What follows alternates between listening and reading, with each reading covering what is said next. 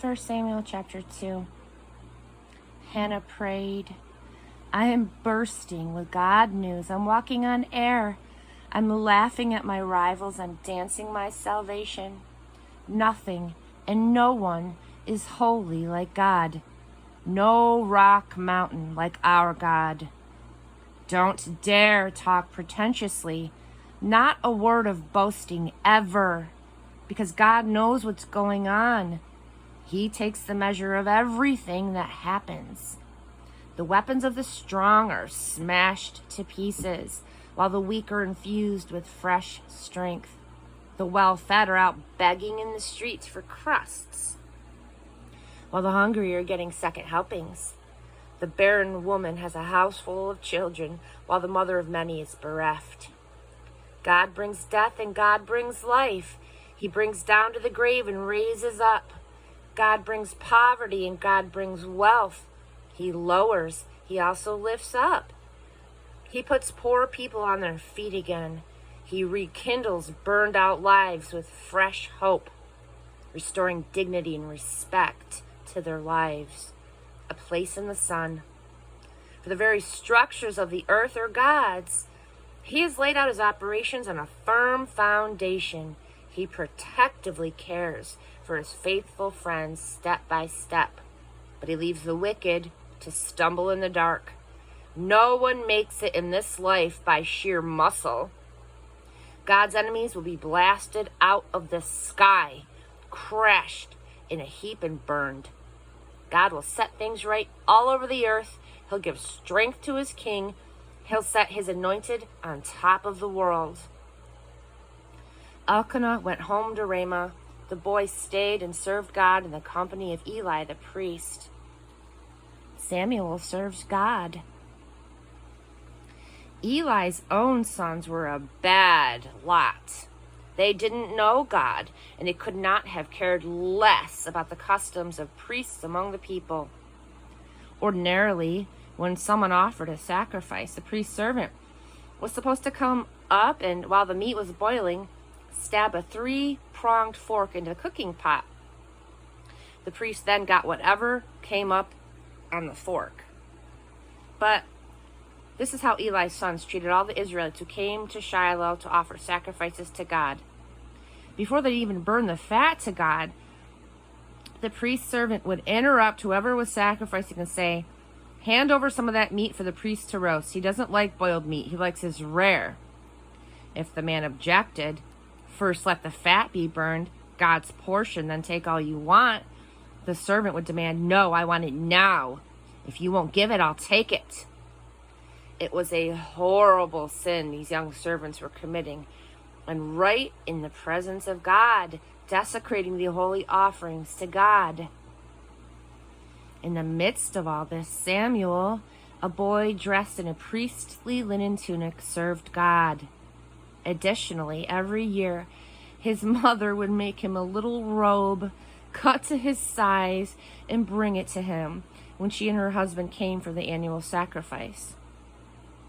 Eli would bless Elkanah and his wife, saying, God give you children to replace this child you have dedicated to God.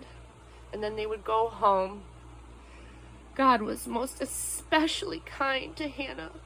She had 3 more sons and 2 daughters. The boy Samuel stayed at the sanctuary and grew up with God.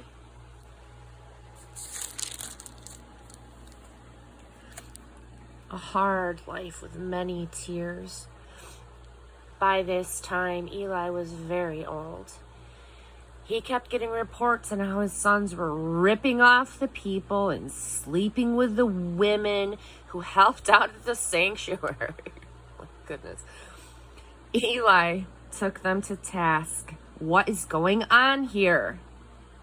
Why are you doing these things?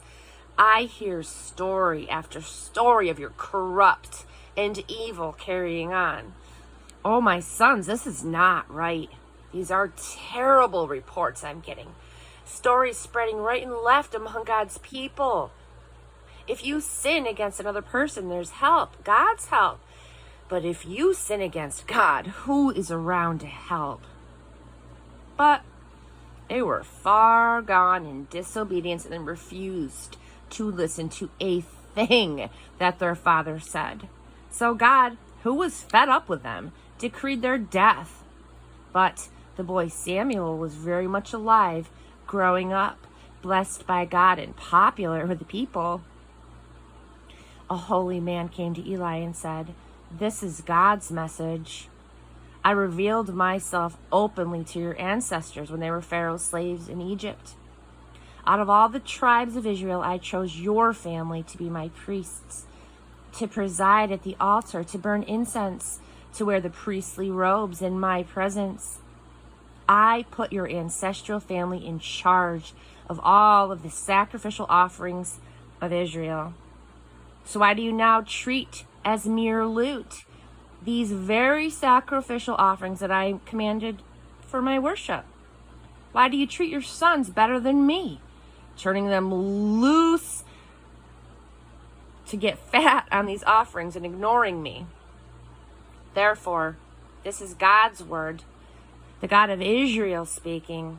I once said that you and your ancestral family would be my priests indefinitely, but now, this is God's word, remember.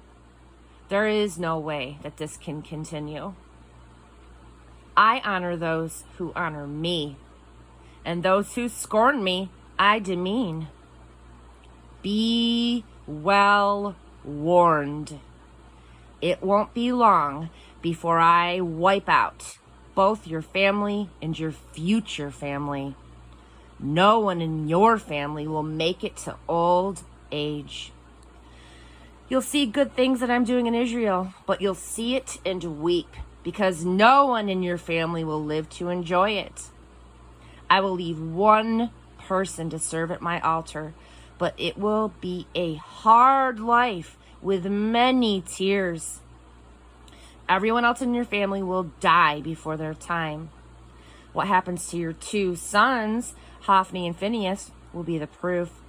Both will die the same day.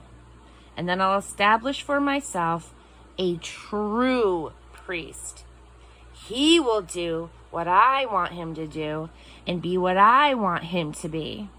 I'll make his position secure, and he'll do his work freely in the service of my anointed one. Survivors from your family will come to him begging for handouts, saying, "Please give me some priest work, just enough to put some food on the table."